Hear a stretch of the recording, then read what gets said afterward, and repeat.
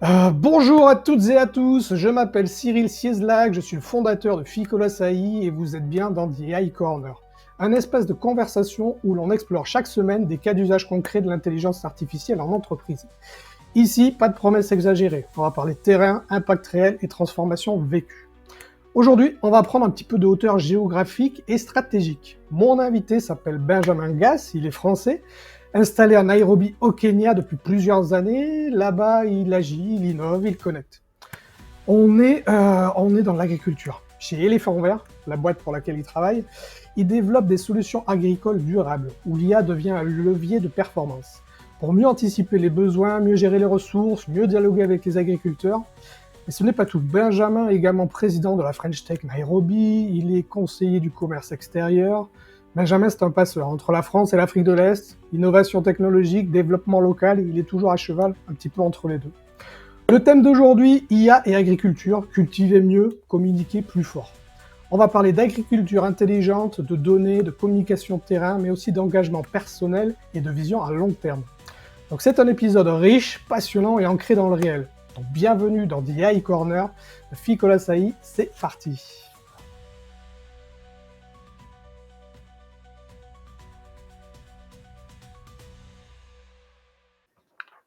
Ça te va? C'est Ça a été parfait. cette intro? Ouais, Ouais, c'est nickel. c'est plutôt pas mal. Tu fais plein de choses toi, hein? Dis donc, tu es à la French Tech, tu es conseiller du commerce extérieur de la France. Ça te vient d'où cette envie déjà de faire bouger les lignes? Parce que si tu es là-dedans, tu as envie de faire bouger les lignes. Alors, j'aime pas m'ennuyer, déjà, premièrement. Euh, D'accord, ok. c'est quelque chose qui est assez. J'ai besoin de concret. Et depuis les études, j'ai toujours fait des clubs, des associations et autres. Et j'avais aussi besoin de, travailler, faire ce que je fais chez Éléphant Vert, mais aussi pouvoir avoir des missions qui sont plutôt de communication Ok. dans d'autres secteurs. Et le lien avec l'ambassade s'est fait très rapidement quand j'étais VIE. Et ensuite, ça a continué à grandir. Je fais partie de la French Tech depuis que je suis arrivé au Kenya. Le poste de Ok. présidence libérait. Je me suis dit pourquoi pas. Et puis, j'étais en contact avec la présidente des CCE. J'ai demandé à ce qu'on pousse mon dossier. J'ai eu la chance de pouvoir être accepté. Donc voilà, je me retrouve avec trois Ok. casquettes. Ok, donc Benjamin, assez actif dans tout ce qu'il fait. Je le disais tout à l'heure en entrée, on va parler d'agriculture. Ça, c'est un sujet, tu vois, IA et agriculture, c'est pas forcément le truc qu'on voit ensemble, et pourtant, toi, tu as plein de choses à nous dire qui sont hyper intéressantes là-dessus. L'impact de l'IA au niveau de l'agriculture, qu'est-ce que ça va donner? En Europe, on sait qu'on a la PAC, on a plein de choses là-dessus. Au Kenya, tu es un peu plus libre. C'est ça que tu me disais un petit peu tout à l'heure, Ouais. de tenter des choses. Du coup, le plan que je te propose, c'est de parler de l'agriculture avant l'IA, comment ça se passait au niveau du Kenya, parce que ça, c'est des choses que nous, en Europe, bah, on sait pas. Donc, l'agriculture avant l'IA, après, on passera à l'agriculture avec l'IA. On va voir un petit peu le delta avec les deux. Tu pourras nous parler des cas concrets que tu as eu, toi, dans ces différentes dernières années. Et ensuite, on va faire de la prévision, un petit peu, on va faire un peu de prospective, la vision du futur de l'IA et de l'agriculture. On a tout à y gagner, on est de plus en plus nombreux, on est à 8 milliards, je crois, quelque chose comme ça depuis pas très longtemps. Faut manger, hein. Tous les jours on mange, hein. Donc il faut qu'on se nourrisse, donc faut trouver des solutions. Ça te va sur le plan? C'est un petit peu C'est ça? parfait. Génial. Allez, on attaque un petit peu l'agriculture avant l'IA. C'était quoi, toi, quand tu as débarqué de France au niveau du Kenya? Qu'est-ce que tu as pu voir? Comment ça se passait? C'est quoi les différences que tu notais à l'époque? Alors, on a souvent tendance à penser que l'Afrique, en général, est un continent où l'agriculture est une agriculture qu'on a pu connaître, nous, en Europe, il y a 100 ans ou 120 ans. C'est pas le cas. C'est une agriculture qui est d'expertise maintenant, Ok, surtout dans les zones d'Afrique de l'Est, ok, avec des expertises d'espèces. Au Kenya, on a surtout une expertise sur les fleurs. Je ok, dirais que à peu près une rose sur cinq vient du Kenya ou au moins du pôle Afrique de l'Est. Ça fait ok, partie du top 5 des pays producteurs de fleurs dans le monde et on a une expertise qui est immense. Une expertise aussi bien dans les produits qui sont choisis, mais aussi dans le mode de fonctionnement. On peut avoir des choses qui sont faites complètement automatisées. ok, Euh, d'accord. Mais on a aussi une énorme différence entre ces espèces qui sont dites expertise et la vie de tous les jours. Au Kenya ou en Afrique de l'Est en général, on a les gros agriculteurs, ceux qui vendent à l'export, ceux qui ont aussi les moyens de pouvoir investir dans des greenhouses, dans des greenhouses en français, dans des serres. Oui. Et on a les agriculteurs de tous les jours qui vendent sur les marchés ou qui cultivent pour eux-mêmes. Et là, on est vraiment sur une agriculture qui est comme chez Papy Mamie. D'accord, ok. C'est-à-dire qu'on utilise très peu de produits ou alors on utilise des produits qui sont à moindre coût, qui viennent parfois de Chine, parfois d'Inde. On a encore les chevaux, les ânes, les D'accord, je buffles vois. pour venir labourer la terre. On fait ça à la main. On sème à la main. Donc on a vraiment une énorme différence entre une agriculture expertise qui sera complètement automatisée avec des D'accord. 100, 200, 300 personnes qui viennent travailler Ah oui. ou pour des légumes ou des fruits qui sont vendus sur les marchés avec 3-4 personnes, des bouts de terre des fois qui font même pas un acre et avec du manuel de A à Z.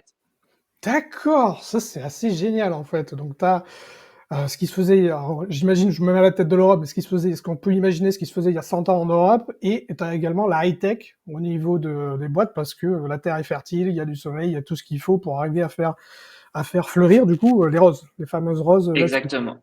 Exactement. Au D'accord. Kenya, tout pousse. On a tout au Kenya. La seule chose qu'on n'a pas, c'est, je dirais, pommes, poires, des choses qui demandent d'avoir une température qui passe en dessous les 4 ou 6 degrés. Ça, c'est quelque chose qui n'arrive pas au Kenya. Ok, bon, Mais ok. sinon, on a tout. On a de la fraise à la rose, à la pastèque, on a tout. Tous les fruits et légumes, on a. Ok, d'accord. Donc en fait, pour le pays, tu m'expliquais que c'était primordial d'avoir une agriculture forte, d'un point de vue export aussi, j'imagine, c'est Et ça le but du jeu. Beaucoup de choses. exactement. Aujourd'hui, je crois que le PIB du Kenya, la part d'agriculture est à peu près à 30%. Et sur l'export, on doit être au moins à 15%. Aujourd'hui, les Français qui mangent des haricots verts viennent, je dirais, 90% du Kenya, surtout Ok. dans les grosses marques qu'on connaît. Les roses qu'on achète, c'est ce qu'on a dit, 1 sur 5. Les avocats, donc c'est soit Israël, soit Kenya. Donc du coup, sur des productions, des grosses productions que nous en Europe on peut manger, ça vient de chez nous. Donc, ok, dans nos assiettes, on a des produits qui viennent du Kenya. On sait que la mondialisation fait que tu prends une salade, il y a de tout qui vient de partout là-dessus. Ouais. Ok, du coup, c'est un secteur vraiment stratégique pour le Kenya. Arriver à faire que ça fonctionne, arriver à faire rentrer de devises en exportant, hein, c'est ça un petit peu le but du jeu. Du coup, on a comment ça se passe finalement? Est-ce qu'on a des grosses boîtes qui maîtrisent 80% du marché? Est-ce que c'est plutôt des petits? Tu me disais à 200, 300 personnes avec des serres, avec ce genre de choses-là qui sont faites. Puis après, on a le commun des mortels qui a son acre et qui fait ça là-dessus. Comment c'est organisé du coup? Alors, je dirais que c'est organisé en 3 couches. On va avoir les exporteurs.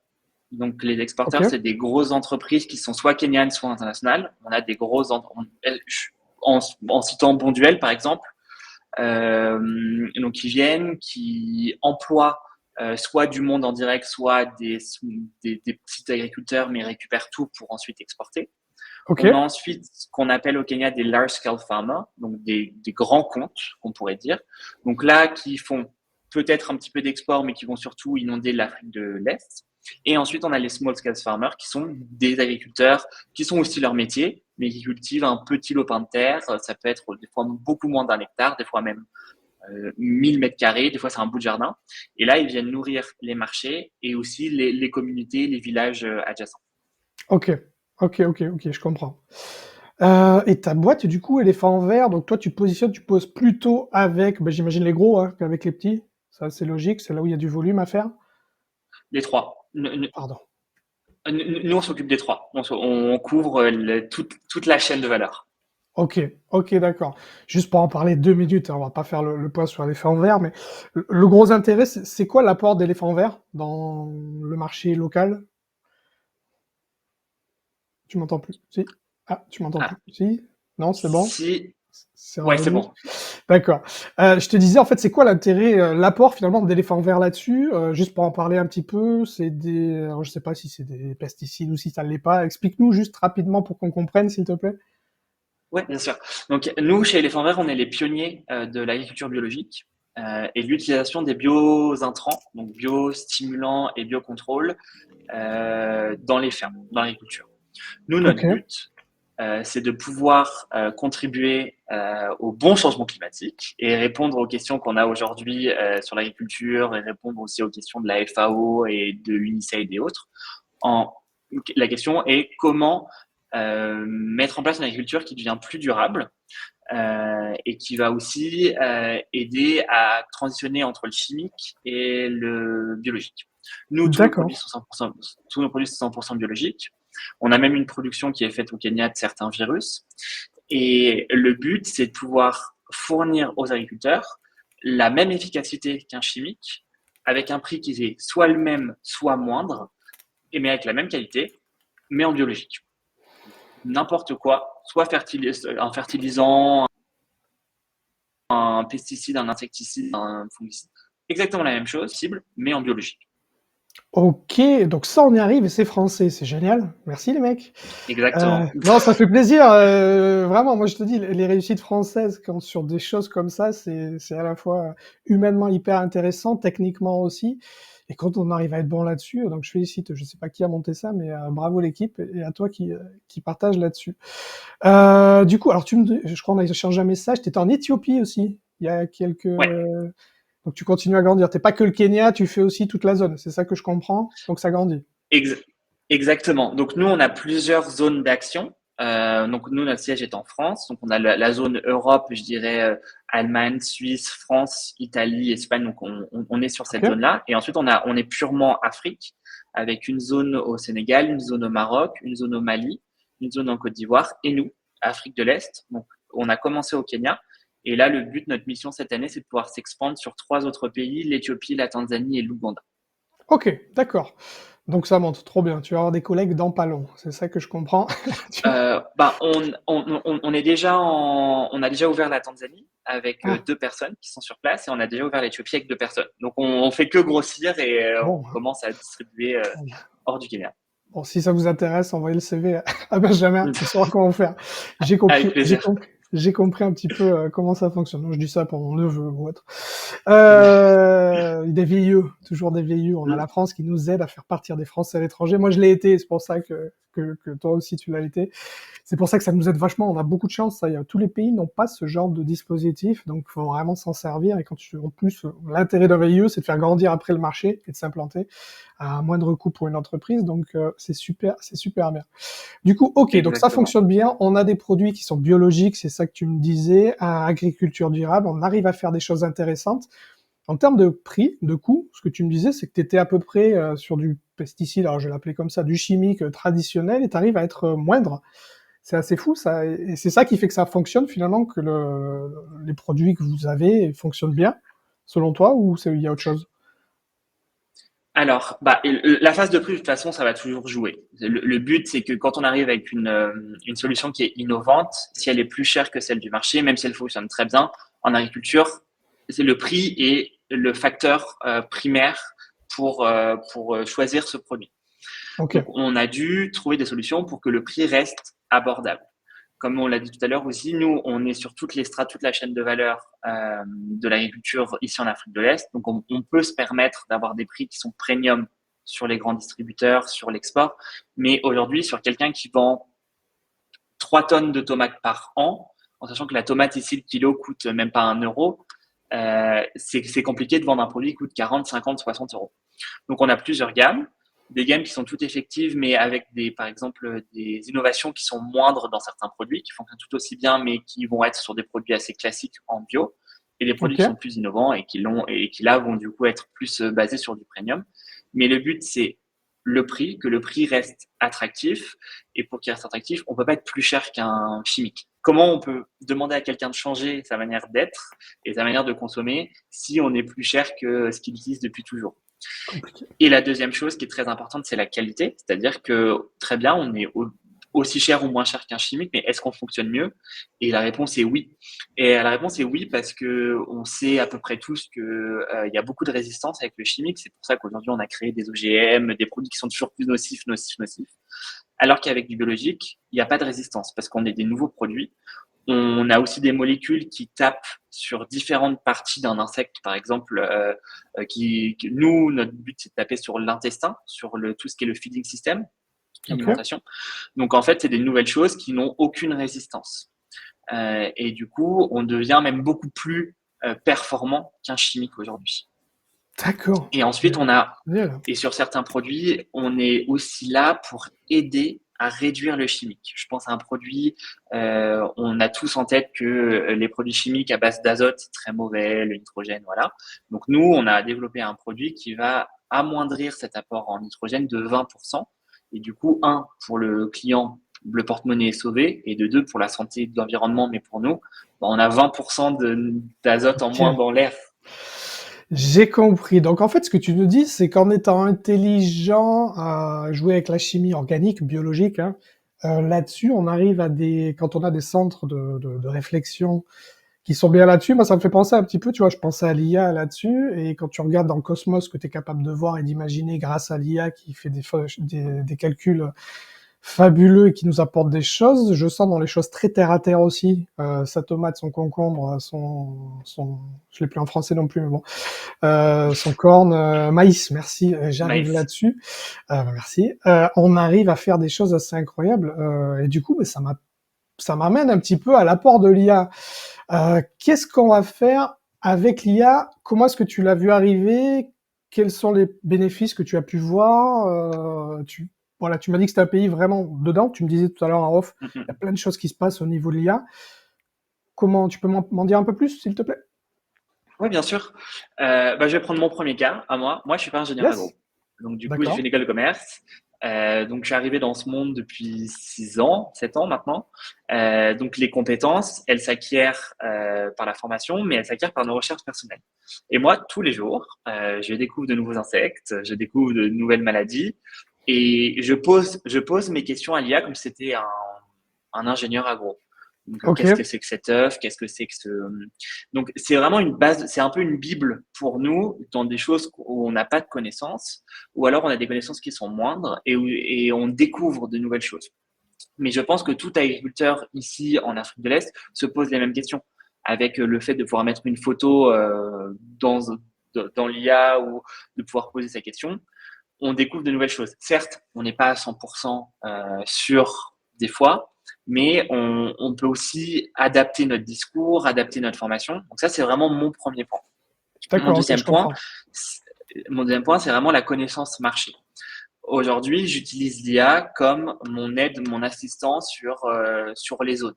Et, exemple tout bête, donne-moi toutes les régions qu'il y a au Kenya, qu'est-ce qui est cultivé le plus dans cette région-là, quels sont le type de terre, est-ce qu'il pleut souvent dans cette région.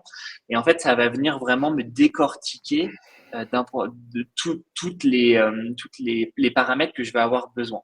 Donc, Mhm. on l'utilise vraiment pour cette soif de connaissances qu'on a besoin dans l'agriculture et il est hyper compétent. Clairement.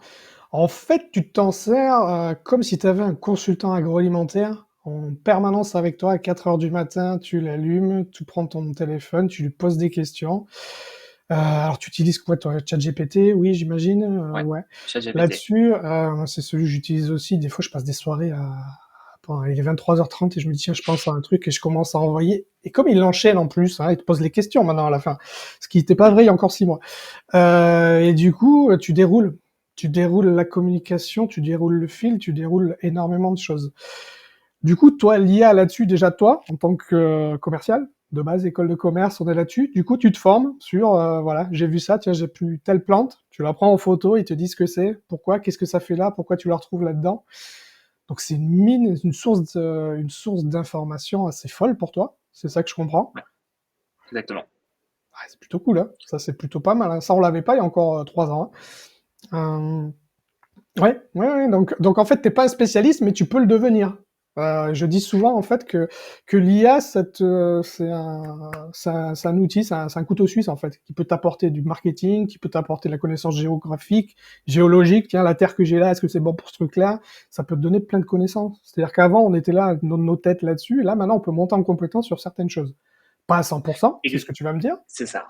Ouais, Ah, exactement. Je pourrais jamais être ingénieur agro parce que non. c'est 5 ans d'études, c'est de l'ingénierie. Mais Ah, par contre, je d'accord. peux répondre au quotidien. C'est-à-dire que toute question c'est ce qu'on a dit, on prend son téléphone même à 4 heures du matin, j'ai une question, je peux lui poser. Ensuite, nous, évidemment, on a des ingénieurs agro qui sont vraiment là pour nous aider, c'est des experts métiers, des experts produits. Et ChatGPT pourra jamais connaître nos produits aussi bien que nos chefs de produits, nos experts.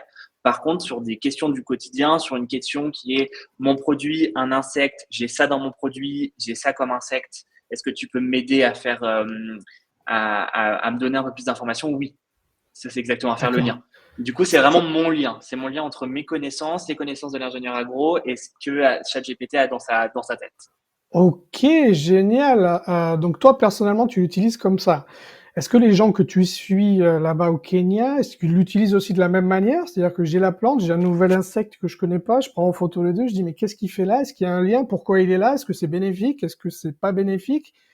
Ils font aussi de cette manière-là? Ouais, exactement. Aujourd'hui, le Kenya, enfin même l'Afrique de l'Est en général, c'est une région du monde qui est hyper connectée. On a la fibre, on a la 5G, on a des smartphones un peu partout. OK, C'est une partie de l'Afrique où c'est hyper facile d'avoir accès à Internet et d'avoir accès à l'IA. Euh, Moi, les clients que je suis, souvent des clients qui sont plutôt gros comptes, on a ça. On a l'IA, on a moi, j'ai plusieurs communications où j'ai déjà demandé à l'IA, mais je voudrais avoir un second avis. Ou alors j'ai vu qu'avec l'IA, votre souche de bactéries, elle est compatible avec ce que j'utilise maintenant. Donc ils utilisent vraiment ça comme un jeu de questions-réponses et savoir dans quel programme ils peuvent mettre ça. Et en plus, ce qui est bien avec l'IA, c'est que c'est un cerveau. Donc plus on la forme, plus elle répond aux questions qu'on souhaite. Et c'est ça. moi, de jour après jour, je reforme l'IA qui me reforme. En fait, c'est un ping-pong en fait. Et il l'utilise aussi comme ça. De plus en OK. plus, nos produits sont dans leur base IA. Donc en fait, ça nous aide même à vendre, parce que quand ils ont des questions, bam, ça redescend sur nos produits. Bien sûr, tu peux trouver des avantages, tu peux aussi discuter avec lui, tu peux l'attaquer d'un point de vue technique, l'attaquer d'un point de vue commercial, d'un point de vue marketing, d'un point de vue, voilà, tu peux vraiment faire là-dessus. Donc toi, tu t'en sers vraiment comme d'un deuxième cerveau que tu as ici et sur des choses là-dessus. T'échanges à vue, c'est un deuxième cerveau pour toi qui t'aide là-dessus. Génial, Exactement. plutôt cool, hein. Franchement, franchement, c'est plutôt bien. Du coup, toi, tu me dis, les gens avec qui tu bosses là-bas au Kenya, tous, ils utilisent ChatGPT pour poser ce genre de questions ou pas? Ou il y en a plutôt parce que tu vas en Europe, il y a pas, c'est pas tous. Hein. Je sais pas si t'es passé en France il y a pas long, mais c'est pas tous. Euh, alors, je pense que ça va dépendre de l'âge de la personne, je aussi, Ah pour ouais, être très quand même. sincère. Non, non, mais c'est bien. Ouais. Euh, Là, je me sens vieux là, ce que tu me dis là. Ah d'accord. non, non, non, je pense que en tout cas, ma génération, moi j'ai 28 ans, on a été formé dans les dernières années avec l'IA. Même si moi, quand j'étais en master, l'IA était pas très très bien faite, mais mes premiers postes, l'IA arrivait déjà en flèche, alors que Ok. des gens qui auraient l'âge de mes parents, plus de la cinquantaine, c'est quelque chose qui est tout nouveau et ou à qui on a du mal. Il y a eu beaucoup ce truc de est-ce que je peux faire confiance et autres. C'est un peu la même chose au Kenya. C'est-à-dire que les personnes avec qui je travaille dans ma génération, je dirais, entre 18 et 35 ans, l'IA, c'est inné. C'est-à-dire qu'on a l'habitude de parler à son téléphone, on a l'habitude de taper sur son téléphone, des questions-réponses, il n'y a pas de souci. On a tous utilisé MSN, tout ça. Donc, on a eu l'habitude. Des, des managers ou des commerciaux qui sont un peu plus âgés, donc entre 45 et 60 ans, c'est compliqué. C'est compliqué de comprendre que quelqu'un qu'on connaît pas, qui a pas eu, qui pour eux n'ont pas de connaissances, va répondre à des questions mieux Ouais. que quelqu'un d'autre. Très pointu. Ouais, Donc, ouais. Hmm. exactement. Et puis même parler à son téléphone et autres, c'est compliqué. Donc je dirais que pas tous l'utilisent ou l'utilisent pas comme ça. Il y a une grosse partie qui est utilisée pour rédiger des mails, par exemple, pour D'accord. avoir une construction de mail, une construction de formation aussi. Et du coup, ils vont juste faire du terre à terre. Du est-ce que tu peux m'écrire ce mail? Est-ce que tu peux m'écrire cette formation? Est-ce que tu peux me reformuler correctement? Et ensuite, il y a plutôt, nous, dans les jeunes commerciaux, c'est vraiment l'utilisation au quotidien. C'est je l'ai, il parle avec, c'est un assistant électronique en fait, vraiment. Ouais, ouais, on est d'accord. Donc, ce que tu me dis, c'est que toi, ta génération, c'est normal. De toute façon, tu as le téléphone portable en permanence. Donc, c'est-à-dire que tu l'utilises plus sur le mobile que sur le desktop, j'imagine, ou le laptop. tout. Peu Enfin, importe, moi, peu j'utilise avec importe. tout. D'accord, ok. Ouais. D'accord. Donc, avant d'ouvrir ton Gmail le matin, tu ouvres le chat GPT qui va bien. C'est d'accord. Non, je Ils sont vois, ouverts en même temps, ouais. j'ai beau être plus vieux, je fais pareil, donc je peux pas te dire l'inverse. Du coup, ce que tu me dis, c'est que tout le monde l'utilise, donc à tous les niveaux. C'est ça que je voulais voir aussi. Est-ce que c'est vraiment le top du top qui réfléchit, j'ai ma boîte avec 400 personnes, je vois comment est-ce que je peux organiser les choses, ou également dans le middle management, dans ce genre de choses-là, ou pas? Ou c'est plutôt élitiste? En gros, hein. Non, alors, pas vraiment, parce que ChatGPT, c'est hyper facile à utiliser et c'est dans toutes les langues. Donc, nous, la langue principale au Kenya, c'est l'anglais, mais le Kiswahili est quand même la langue qui est le plus parlée en dehors de la langue professionnelle. Donc, dans les rues, dans même les agriculteurs entre eux ou même les agriculteurs avec nos commerciaux, ils vont parler de Kiswahili ou les dialectes ou les langues qui sont locales. D'accord. Et c'est ce qui est bien, c'est ce que du coup, ça permet du coup de pouvoir l'utiliser dans toutes les langues qu'on souhaite. Et donc, du coup, certes, le top management l'utilise, le middle management aussi, mais les commerciaux l'utilisent, les personnes en finance. C'est un Bien outil sûr. qui est utilisable pour tous, en fait. Et on n'a pas besoin de formation. Certes, on voit beaucoup les prompts, les machins. Moi, je suis pas un expert du prompt, mais j'arrive quand même à avoir des informations correctes, même mieux.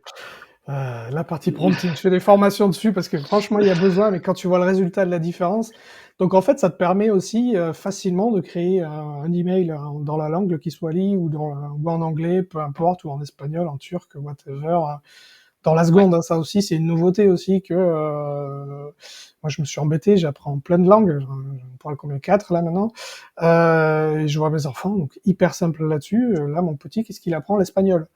Il apprend l'espagnol tout seul. Donc tu vois, il se sert de ChatGPT qui l'aide, il a 9 ans, hein. Il se sert de ChatGPT pour savoir comment dire des choses, il a compris que tu pouvais lui demander de te faire des quiz, de lui répondre, de te donner une note et de te donner voilà, un truc sympa, j'ai réussi quoi. Donc c'est un vrai assistant. Toi, ce que tu me dis, toi, Benjamin, 28 ans, au Kenya, il l'utilise à peu près tout le temps, du matin au soir, pour beaucoup de choses. Euh, T'as la D'accord. sensation, toi, que t'as gagné combien, en fait? T'as gagné quoi en expérience? T'as gagné en temps? T'as gagné en quoi? Comment tu le visualises? Ça, c'est intéressant, je pense.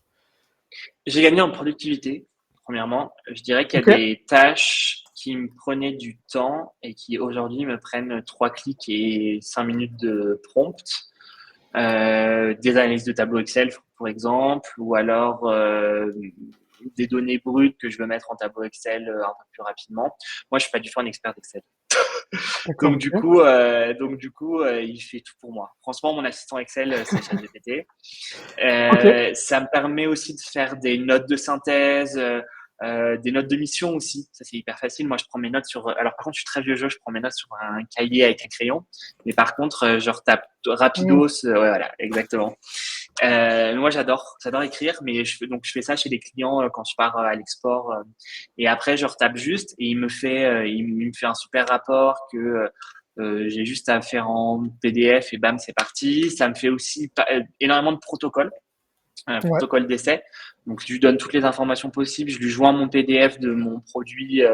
Bam, ça me fait un protocole. Je l'analyse, c'est sûr. Bam, ça me fait un. Donc, c'est un gain de temps premièrement, et c'est un gain de casse-tête pour plein de choses, surtout Excel, et un gain de compétences. Pas sur les compétences, pas sur les soft skills. Donc, comme il fait ok, pour toi, ben, on se logique. forme pas trop. C'est peut-être ça aussi le mauvais truc. Mais par contre, un gain de connaissances. C'est-à-dire que ça devient, il n'y a plus de questions bêtes, je dérange personne, et ça me répond à mes questions. Et des fois, en fait, je Ok. l'ai dans la minute, quoi. Donc, c'est mes deux Euh, gros temps, je dirais. Écoute, en termes de timing, je suis assez d'accord avec toi. Je le vois là-dessus. La semaine dernière, qui est sortie là, l'épisode avec Sarah en Bulgarie, elle me disait, elle, sur les propositions qu'elle avait aux clients, il fallait 7-10 jours pour arriver à mettre en place. Là, maintenant, elle a 3 à 5 jours. Juste parce qu'elle utilise l'IA et qu'elle va beaucoup plus vite. Toi, c'est vraiment la sensation que tu as. D'accord. Ouais, Ok. vraiment, la rapidité. Ok, rapidité d'exécution, la productivité, tu sens que tu as gagné, il y a 5 ans, tu n'étais pas capable de faire la même chose, même avec des connaissances, c'était clairement pas.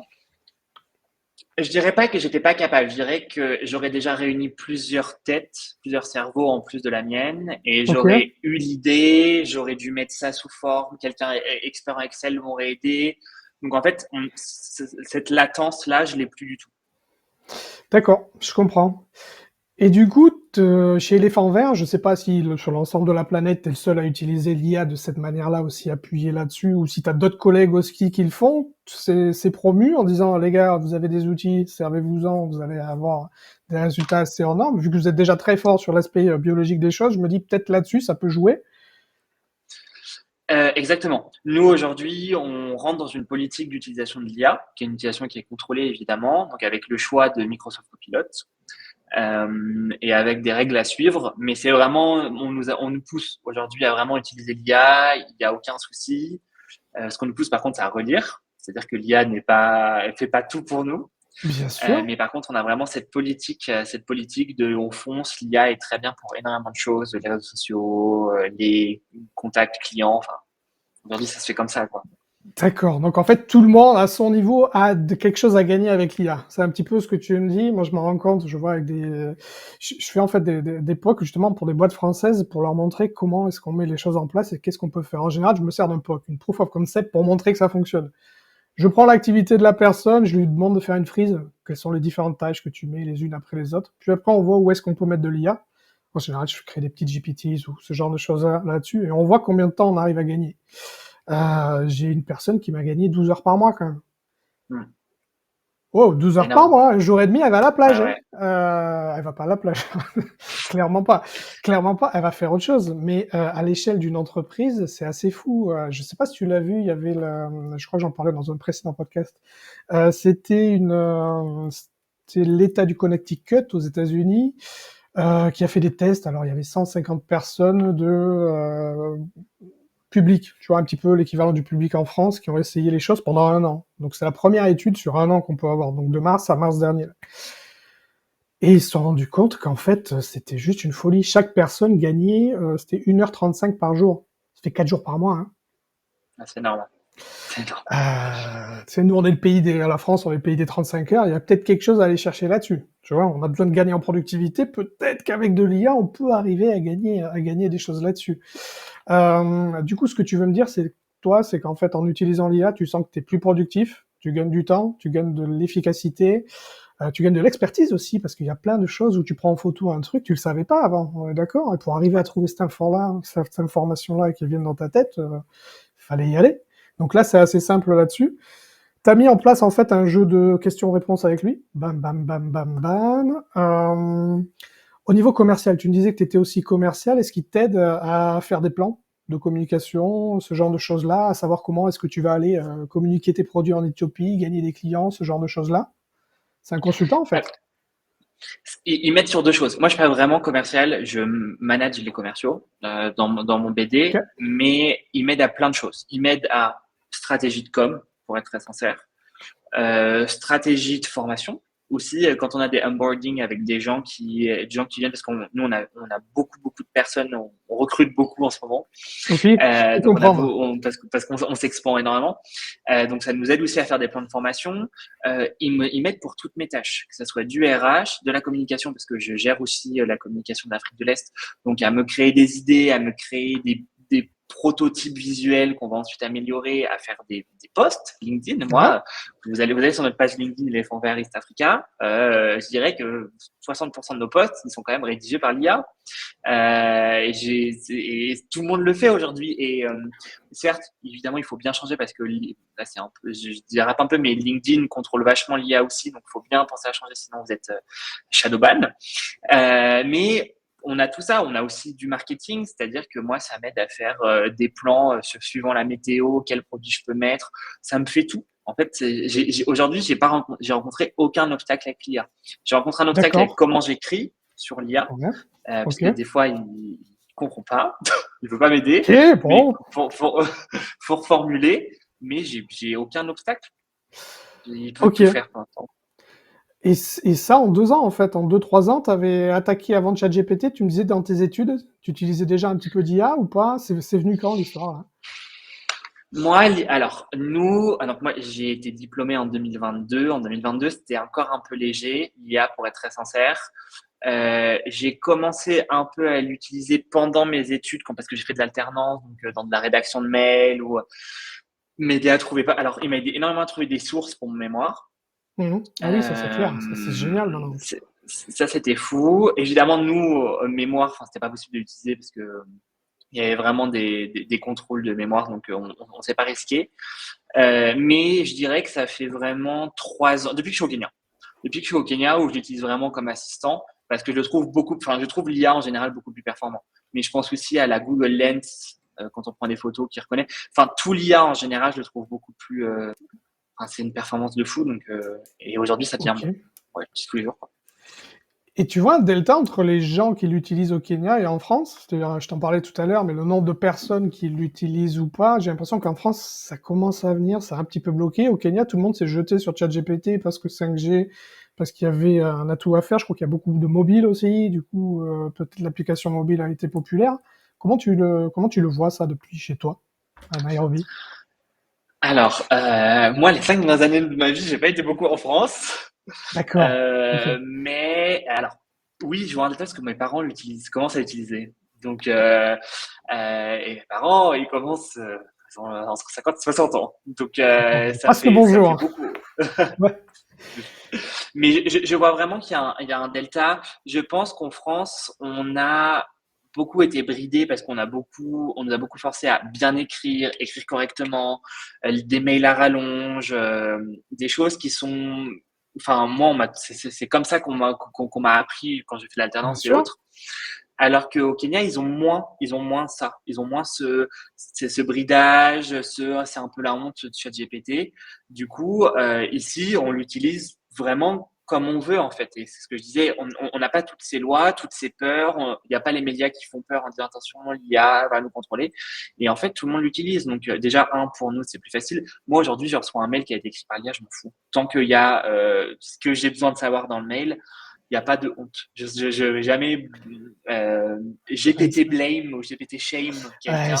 t'es un peu juste. Tu sais, ça, c'est vraiment générationnel, hein. Moi, j'ai des gens que je ne citerai pas ici parce qu'ils n'aimeraient pas du tout être affichés, mais pour qui j'ai fait des choses là-dessus. Justement, c'est l'IA qui écrit leurs mails parce qu'ils en ont plein à écrire là-dessus, et c'est vrai qu'ils en parlent pas trop pour cette raison-là, pour se dire, mais attends, mais est-ce que je suis, est-ce qu'il faut que je le dise ou pas? Je vais pas passer pour je sais pas quoi. En fait, non, hein. Moi, ça dépend, tu vois. Il y a des fois, j'ai besoin de passer un peu de temps avec la personne, du coup, j'aime bien l'écrire. Mais en général, quand j'ai fait ça, je demande à ChatGPT qui me le structure. Et à chaque fois, je suis là, ah ouais, c'est quand même vachement Ouais, mieux. c'est bien.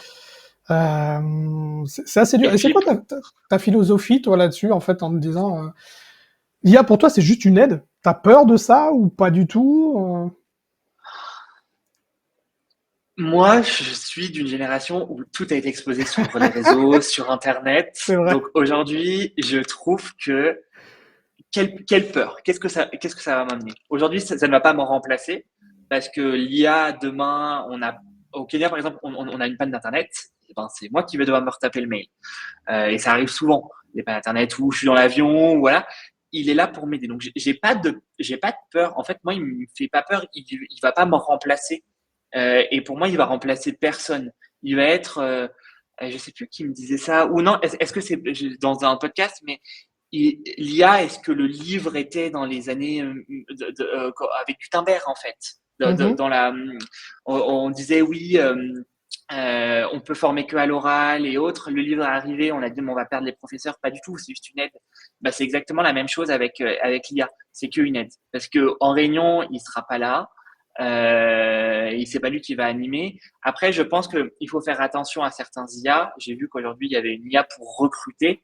Moi, aujourd'hui, demain, ça me dérangerait que ce soit une IA qui me recrute. Ou que, enfin, une personne en IA. C'est déjà fait. C'est, Bref. ouais, ouais, Non, mais mais je vois ce que tu veux dire. Donc, toi, pour ta génération, du coup, c'est pas une crainte, c'est on est avec, c'est plutôt une opportunité. Toi, c'est vraiment ce que tu me dis. ouais.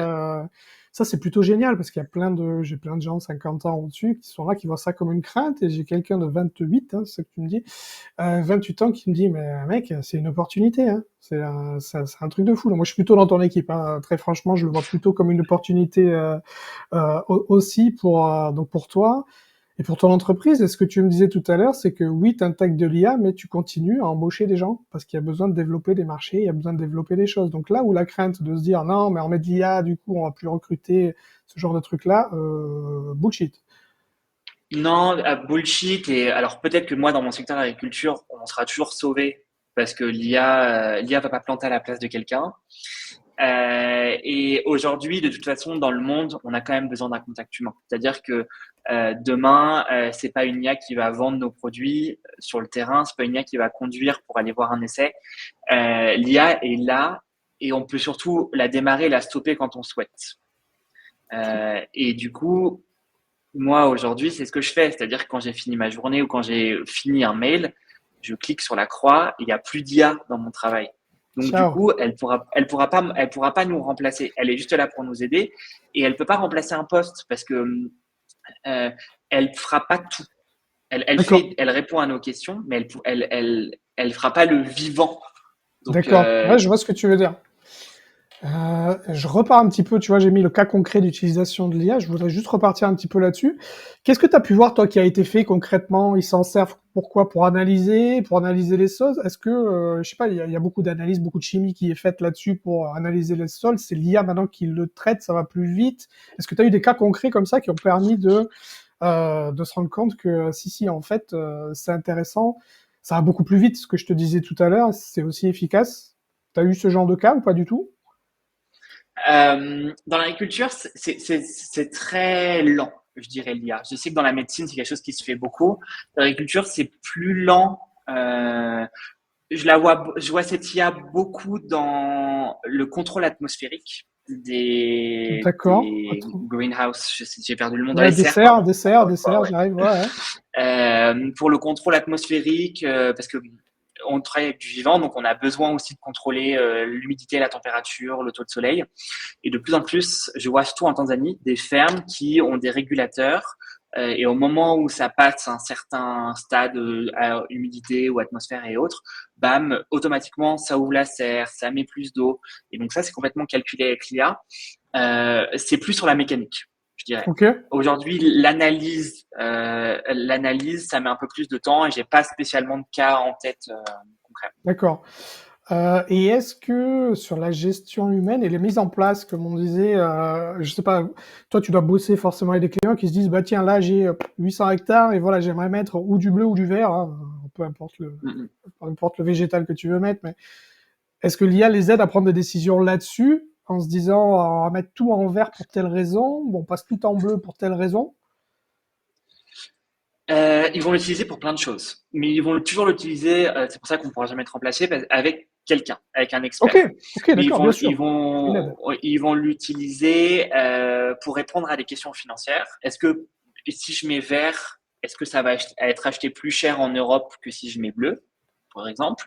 Ou est-ce que si je mets vert, ça va me coûter moins cher en intrant ou voilà.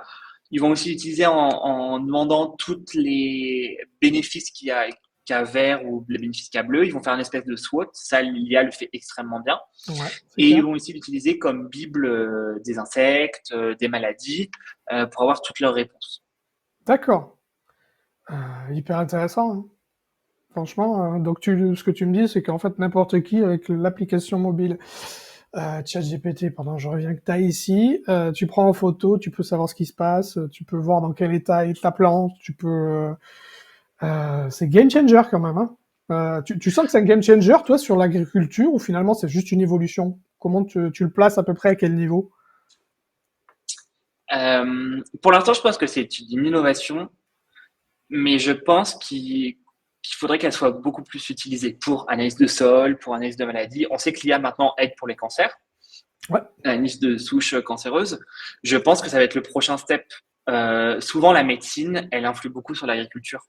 Donc, les projets qui sont mis en place en médecine, on les récupère ensuite en agriculture. mhm, Et je pense qu'en fait, ça va venir, mais ça va venir là, très vite. ouais. Dans les 3 ou 5 prochaines années, je pense qu'on va commencer à avoir des kits rapides d'analyse de sol avec de l'IA. Ça va arriver vite. De toute façon, on ne demande Bien que sûr, ça. hein. Bien sûr, non, mais de toute façon, l'IA dans les devices, dans les choses physiques, aide-moi. Ouais. Je sais plus, bon, dans les devices, donc, j'expliquerai à ma mère plus tard. En fait, tu vois, c'est le premier podcast que j'ai fait avec Charles en Californie, pour le coup. Vous me disiez, bah, finalement, j'ai créé un petit device ici qui te permet de communiquer avec la personne. Les personnes âgées, ça leur permet de pas être tout seuls, de savoir ce qui se passe. C'est un petit peu un coach sportif qui les aide à bouger, qui les encourage, qui fait ce genre de trucs-là. Et du coup, on voit de plus en plus de l'IA qui se met dans les différents devices, dans les différents outils, quoi. Avant, on avait des capteurs réactions, hein, c'était ça. Moi, j'étais électronicien à l'époque, donc c'était quelque chose d'un capteur te donne une information, tu traites de l'autre côté et tu envoies. Là, maintenant, on peut affiner beaucoup plus intéressant. C'est beaucoup plus intéressant. Et est-ce que tu vois des grosses boîtes, du coup, qui ont vraiment décidé de prendre l'IA à bras le corps au niveau de l'agriculture au Kenya, qui se disent, ouais, ça là-dessus, maintenant, allez, on mise tout là-dessus, parce que tu as des boîtes peut-être qui viennent, qui se disent, tu sais, là, maintenant, il y a des usines qui tournent sans humains là-dessus, qui font des choses. Je sais pas si toi, tu as vu ce cas-là ou pas. Si ça n'est pas, tant mieux, très bien, hein, pas de souci. Hein, il n'y a pas de Non, piège hein, dans ce que je te demande. non, non, bien T'inquiète. sûr. Je suis en train de réfléchir, mais nos concurrents directs et indirects, non. Pour le moment, on n'a rien de concret. Ok, d'accord. Du coup, toi, ce que tu nous dis, c'est que quelqu'un qui travaille dans ce secteur-là, tu as forcément une utilisation de l'IA qui peut être faite à différents niveaux. Si tu es big boss d'une grande boîte d'exploit qui veut déterre qu'est-ce que je plante l'année prochaine, pour quelles raisons, ce genre de choses-là. Donc en fait, c'est un cerveau qui te donne en plus, mais c'est toujours l'humain qui prend la décision. On est d'accord, hein? Quand toi tu Ouais. décides de couper parce que tu vas regarder un film, c'est toujours toi qui le fais là-dessus. Qu'est-ce que tu en penses au niveau de la vision du futur? Tiens, c'était ça un petit peu que je voulais te parler avec toi. Comment tu vois du coup l'agriculture dans les 5-10 prochaines années? Tu me disais peut-être dans 3 ans, 4, 5 ans, des choses qui vont se passer. Comment tu l'imagines, toi, si tu te poses un petit peu dans ton coin? Alors déjà, l'agriculture, elle va changer. Dans tous les cas, elle va changer parce que, comme tu as pu le dire en début, il faut qu'on nourrisse les 8 milliards de personnes qu'on a. Donc, on voit aujourd'hui une nouvelle agriculture qui est en train de voir le jour, une agriculture qui est plus raisonnée, mais qui est plus raisonnée, pas qu'en Europe. Parce que ça, on a beaucoup de termes, agriculture raisonnée, il faut faire C'est attention et vrai. tout. Mais l'Europe n'est pas agriculture centrée. C'est-à-dire que ces démarches-là, elles ont déjà été faites bien avant en Afrique, par exemple, parce qu'ils n'avaient pas le choix. On va pas consommer de la banane en plein du mois de novembre parce que ça fonctionne pas, parce que il y a pas, et on va pas exporter d'autres des Caraïbes, par exemple. Donc D'accord. ça, c'est une vision future qui est l'agriculture va être plus intelligente, va être aussi beaucoup plus biologique, puisqu'on n'a plus le choix. Aujourd'hui, la liste des produits chimiques est en train de réduire de plus en plus, ce qui est très très bien, mais on va trouver de nouvelles solutions. Et elle va être aussi beaucoup plus automatisée, et l'IA va être là pour nous aider. Je pense qu'il va y avoir des choses qui vont être faites grâce à l'IA. On est déjà en train de mettre en place des thermostats, des choses qui sont toutes seules, mais on va arriver à une agriculture qui va être complètement intelligente. Mhm. Et on est déjà en train de mettre le cap sur ça avec l'hydroponie, par exemple. L'hydroponie, c'est Ouais. l'agriculture qui est faite sur de l'eau. Donc, soit c'est complètement immergé, donc il n'y a même plus de substrat, de sol, ou alors il y a encore un petit pot, mais voilà. Aujourd'hui, on va avoir des agricultures qui vont être complètement autogérées grâce à de l'eau, et puis il y a des nouveaux projets, mais ça, l'IA va être là pour ça. Va être là pour contrôler les flux d'eau, les flux de produits, Bien sûr. et ça va être. Mais moi, je suis pour cette agriculture. Je suis pour que dans 5, 10, 15 ans, nos enfants, ils aient une agriculture qui est complètement futuriste aujourd'hui, mais qui soit meilleure pour nous. Parce que parce qu'elle est mécanique, elle est De toute façon, si on mauvaise. contrôle tout l'environnement, théoriquement, on est censé faire quelque chose de propre. On est d'accord là-dessus. Dans les sols, il y a toujours des Exactement. choses, voilà, là-dessus. Hein. Si l'humain maîtrise ça, ouais, ouais, ça fait peur à beaucoup de monde ce que tu dis. Hein. T'as bien conscience que ta mère et ton père vont te Ouais, oui. regarder depuis la France. Ils vont se dire, qu'est-ce que tu racontes, Benjamin? Non, non, je plaisante. Mais dans l'idée, Non, c'est mais vrai que c'est vrai, c'est vrai. Ça fait peur. ça peut faire un petit peu peur. Ça peut faire un petit peu peur. Mais je pense aussi l'opportunité, hein, comme on disait tout à l'heure. Tu as 8 milliards de personnes à nourrir. Donc, comment on fait? Comment on fait là-dessus, hein? Bah, comment on fait? Et aujourd'hui, le problème majeur qu'on rencontre en Afrique, c'est que, et ce qu'on n'a pas en Europe ou aux États-Unis, c'est que pour une même terre, les États-Unis, ils arrivent à produire plus. 10%, 15%, 20%. Aujourd'hui, en Afrique, pour produire plus en rendement, il faut qu'on extende, comment dire en Ouais, français, que tu extend, gagnes en surface. Ouais, prendre plus de exactement, surface. qu'on gagne en surface. Sauf qu'on ne peut pas réinventer de la surface. Donc, un jour, il va falloir que soit on monte en hauteur, ce qui va être Bien sûr. compliqué, ou alors qu'on pense à beaucoup plus technologique. Certes, ça fait peur, mais tout fait peur. Les téléphones ont fait peur, Internet a fait peur, et aujourd'hui tout le monde l'utilise. Donc, je pense que ça va être à nous, en tant qu'experts agricoles, de aussi informer de ce qui se passe et d'avoir une transparence. C'est ce que nous, on fait par exemple chez les fonds verts. Il faut qu'on soit tous transparents sur les nouvelles méthodes. Mais aujourd'hui, ça se passe déjà. Aujourd'hui, il y a plein de produits que vous mangez et qui n'ont jamais vu la terre, qui ont vu que de l'eau, mais pourtant, elle est biologique, elle a été hyper bien, les nutriments sont les mêmes. Mais c'est parce que il y a plein de choses qui sont faites en culture. Dans notre tête, quelque chose qui vient pas de la terre, c'est compliqué à manger. Tu vois, c'est un végétal qui sort pas de la terre, c'est un peu compliqué quand même, hein. Je pense qu'il y a culturellement, ouais, c'est pas. Après, tu sais, il suffit que tes tomates, elles aient la même tête dans le supermarché que celle actuellement, et puis finalement, les gens, ils vont le manger, ça va pas leur poser beaucoup plus de problèmes que ça, hein. Mais l'aspect agriculture, ouais, c'est un gros problème parce que tous on en vient. Enfin, moi, je suis d'un village, je castrais le maïs à l'époque, je faisais des choses comme ça. C'était très sympa, j'adorais faire ça. Tu vois, ça, c'était plutôt la mécanique qui a fait qu'on était une équipe de 40, on y passait presque des semaines hein, pour castrer le maïs. Finalement, la machine est arrivée, ils ont coupé un peu plus bas au niveau et finalement, on s'est retrouvé à 3 pour 10 jours, tu vois. C'était beaucoup ça, mais c'est l'avenir. C'est comme ça que ça avance et il produit 2 fois plus qu'à l'époque d'avant. Euh, c'est le monde qui veut ça de toute façon, donc il faut l'embrasser à fond, faut se servir des outils et avancer, comme ça que je le vois. Exactement. Et juste si je peux rajouter, si je peux me permettre, ça va Mhm. créer des nouveaux emplois. L'IA va créer des nouveaux emplois, des techniciens qui vont gérer des nouvelles surfaces, des experts, des IT, tous ces gens-là vont avoir Bien des nouveaux sûr. métiers. Et Et ça va juste remplacer un métier par un autre, en fait, c'est tout. euh, tu vois, c'était la question que j'avais après pour toi. Je voulais Ah, parler des nouvelles pardon. compétences agricoles. Non, non. Et je pensais à l'agriculteur augmenté. Moi, c'est un peu comme ça que je le vois avec une IA à côté. C'est comme ça, c'est le trend. Tu le vois dans ce sens-là ou c'est quoi dans ton vision? C'est une personne qui s'occupe de tant d'hectares, qui peut arriver à piloter certaines choses, à réfléchir, à avoir plus de réflexion. Comment tu l'imagines, toi? Euh, Aujourd'hui, premièrement, l'agriculture en Afrique de l'Est, elle a eu un méga rebond. Euh, Ok. les universités qui proposent des formations en agriculture, ça devient, enfin, je pourrais en citer 50 en fait au Kenya, Ok. des très jeunes. Nous, dans nos sales, par exemple, on a des gens qui sont très jeunes, quand on va dans des parcelles, on a certes cette image du vieil agriculteur, du papy-mamie et autres, mais sur des surfaces de, moi, les producteurs managers, les production managers, les crop managers, ils ont des fois même pas 30 ans. Donc, D'accord. il y a un rebond. Et deuxièmement, avec ce rebond, ils commencent à utiliser ces nouvelles technologies. On, on, on voit très bien qu'ils se forment à l'étranger. Ils se forment aussi avec Internet. Et moi, il n'y a pas une ferme par semaine quand j'y vais, où je découvre des choses qui ont été faites, des choses qui sortent du fin fond du Pérou, des Pays-Bas qui sont très très experts en agriculture aussi. Donc en fait, ça va juste se modifier très facilement. Et en Ok. fait, le futur, il est déjà en train d'être mis en place. Et il va juste avoir un transfert de connaissances qui vont être des connaissances, des connaissances plus expertise sur l'IT. Et on va avoir un agriculteur D'accord. qui va être et agriculteur et aussi IA ou IT expert. D'accord. Ils vont devoir utiliser D'accord. des platines pour contrôler, des drones, ça se fait aujourd'hui. Maintenant, on commence à traiter par drone et l'IA Bien gère sûr. que le drone part tout seul, revienne tout seul, calcule. Donc en fait, ils vont être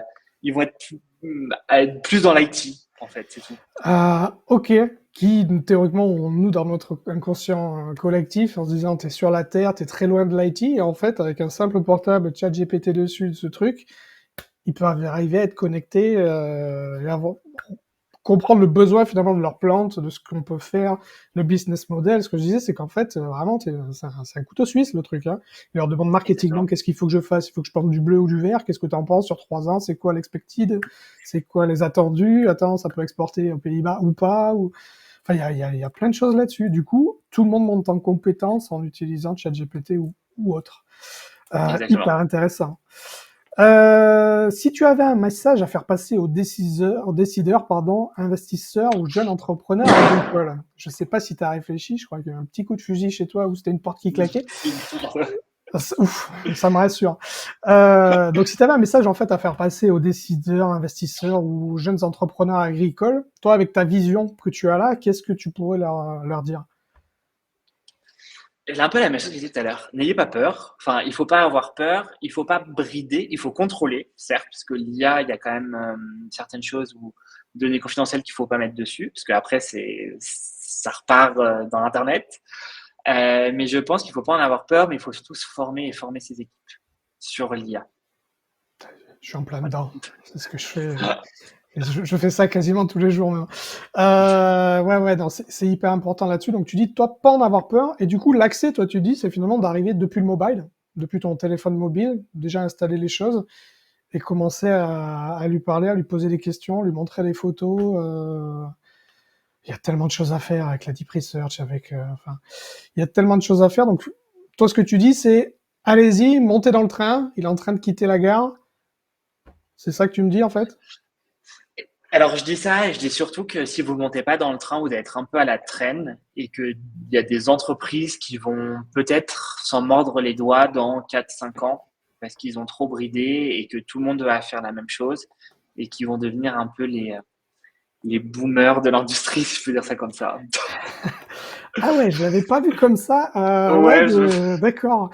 Faut que je fasse gaffe alors, je suis pas loin d'être boomer.